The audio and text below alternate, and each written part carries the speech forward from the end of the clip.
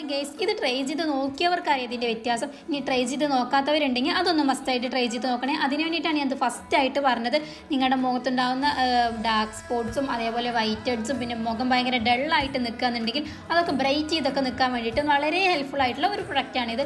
ഇത് നമ്മുടെ വീട്ടിലൊക്കെ ഉണ്ടാവുന്ന സാധനമാണ് കേട്ടോ. നമ്മുടെ വീട്ടിലൊക്കെ ഈ ദോശ ഇഡ്ഡലിയൊക്കെ ഉണ്ടാക്കാൻ വേണ്ടിയിട്ട് തലേ ദിവസം വെള്ളത്തിലിട്ട് അരച്ച് വെച്ച അരിമാവ് ഉണ്ടാവില്ലേ, അതാണ് കേട്ടോ ഇത്.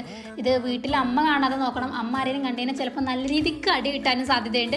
ഇത് നമ്മൾ അരച്ചെടുത്തത് അപ്പം തന്നെ എടുക്കുക. ഇനി ഫ്രിഡ്ജിൽ വെച്ചിട്ട് എടുക്കാന്നുണ്ടെങ്കിൽ വലിയ പ്രശ്നമൊന്നും ഉണ്ടാവില്ല.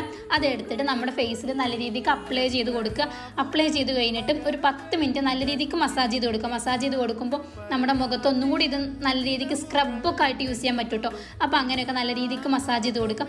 എന്നിട്ട് ഇത് വാഷ് ചെയ്ത് കളയാന്നുണ്ടെങ്കിൽ നമുക്കിതിൻ്റെ വ്യത്യാസം നല്ല രീതിക്ക് മനസ്സിലാവും. നമ്മുടെ മുഖം ഒരു ബ്രൈറ്റ് ചെയ്തിട്ടൊക്കെ ഉണ്ടാവും കേട്ടോ. അപ്പോൾ എല്ലാവരും ട്രൈ ചെയ്ത് നോക്കണേ. ബൈ.